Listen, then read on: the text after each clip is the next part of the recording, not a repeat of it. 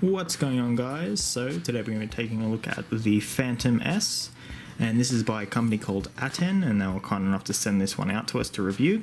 So basically what this device is it allows you to use a keyboard and mouse on various different consoles. You can use it on the PS3, Xbox 360, Xbox One and PS4. And all it does is just sits in between the controller and the console, and it just emulates the controller inputs through a keyboard.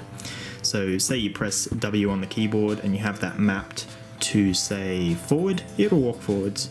And you can change various things in the software to allow you to adjust the sensitivity and things like that. So let's just have a quick look over the device. It is extruded aluminium, so it's very sturdy. It's not plastic like a lot of other ones. It's fairly heavy too, and it has these rubber feet on the bottom, so when you place it on a desk or a table, it doesn't move. It's very nice in that way, and also it doesn't scratch up the surface of the table because it has these little feet on there, and has these cool little nuts on the front that look kind of nice.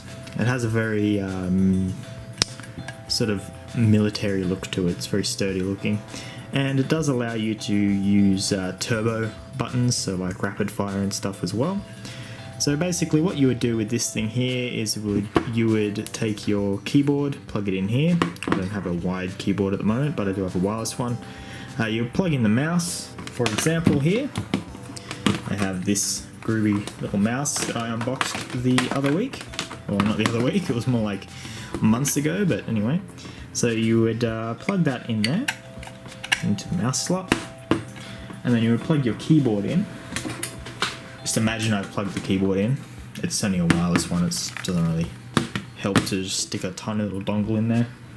And I've misplaced the micro USB cable for the PS4 controller here, but you would take your controller, plug it into the gamepad port, and you would set it aside.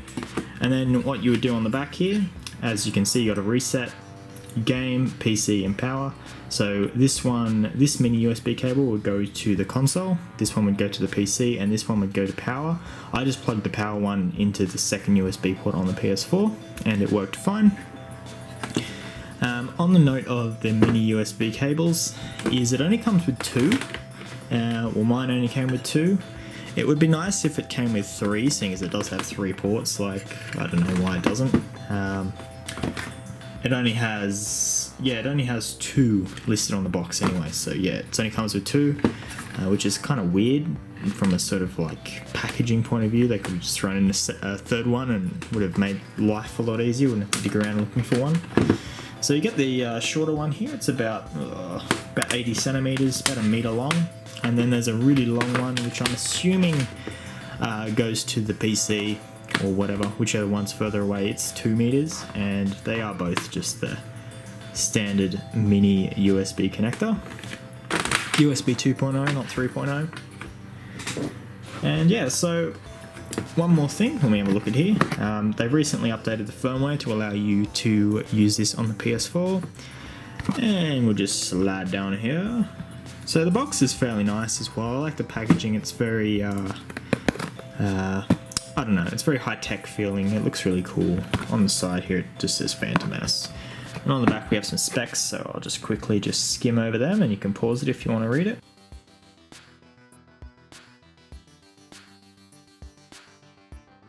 The Phantom S also allows you to do sort of like acceleration and rapid fire stuff as well. So you can have a rapid fire shoot on your mouse here. Yeah, it's fairly customizable. You can remap each button on the controller, including the touchpad, believe it or not, for some games that use the touchpad. You can remap all of those to various different keys on the keyboard and mouse. You can also set it up to use instead of using a keyboard and mouse, you can actually also use a joystick apparently, so that's kind of cool. Be kind of good for flight sims and stuff, like Hawks. I can't think of any other flight sims that are actually on consoles anymore, but yeah, it's pretty neat. And apart from that, these little lights on the front, they light up blue. You'll see that in a minute. I'm just going to put in some like a montage of just using it on the console. One thing that kind of took me by surprise when I was using this was it has a little buzzer in here, and it gives you sort of audible feedback about what it's doing. Because this does have to be plugged into the PC at all times for the remapping to work, they've sort of thought it through, I guess, in a way that you're not going to be right next to it while you're on the PC. Like, for example, my computer's over on the other side of the room. I just use the USB extension for it, and it beeps either once or twice, depending on if the remapping the profile that you loaded up has changed or not. If it's saved correctly, which is kind of handy. It's very loud though. And these little lights on the front, they're not too in your face. They do light up blue, so it matches the rest of the theme of the device. But all in all, the actual physical construction and the sort of all-around build quality of this is very nice.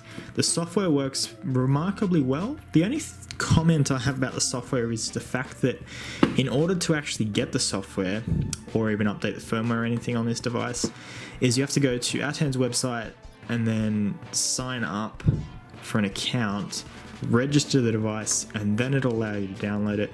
At the time of recording this, I was having troubles actually downloading the firmware. So it gives you the option of either using a Facebook account to sign in that way or log in with an email. I tried the email first, it didn't work, kept on erroring out whenever I tried to download it, because it goes through some weird portal thing, but I'm sure they'll fix that. I'll send them an email later and just let them know that doesn't work properly. But yeah, using a Facebook account. If you can't get it to download properly, you'll have to use a Facebook account for now. Yeah, so let's go over and take a quick squiz at the software. It's laid out very nicely. It has it's a very easy to use user interface. It's not as complicated as some other devices like this, where it's sort of they put all their effort into making it look nice rather than actually making software that works. So. But yeah, with the Phantom S software, it's easy. I didn't even use the instructions to set it up. I just clicked on things. It's very straightforward in the way it works. The only niggle I have about it is just that you have to have it plugged in all the time. It's not like you can flash this and then unplug it. As soon as you unplug it, it stops working properly. It goes kind of funny. But yeah, I'll also add in a bit of a montage at the end here of me using it. There isn't a whole lot I can really say about this device. Like, it does what it says on the box, it works really well. Sometimes the mouse input, the sensitivity can be kind of hard to get to work because you're battling with the sensitivity of the mouse itself, the actual DPI of the mouse, the settings on the actual console itself, the sensitivity settings, especially for the right stick, and the settings of this thing. So just keep that in mind. You may have to play around with it. The default mapping for each console seems to work out fine. As I said before, you can remap each button if you want. I did that the first time and I forgot to save the actual settings for it, and I accidentally unplugged it and it deleted the settings. So also keep that in mind with the software as well, that you actually have to export the profiles that you make. It doesn't automatically save them to the software because it's to install the software to use it. But I'm just rambling now. Apart from the sensitivity problem, actually using a keyboard and mouse, when I was playing Battlefield Hardline with this, it worked really well. The fact that I can adjust the mouse movement and I can add or remove the sensitivity for it really helps, because it's a really slow game and I just turn on the PS4.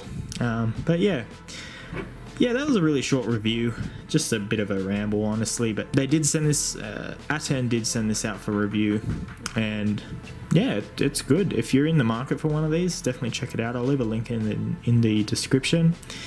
And yeah, until next time, see ya!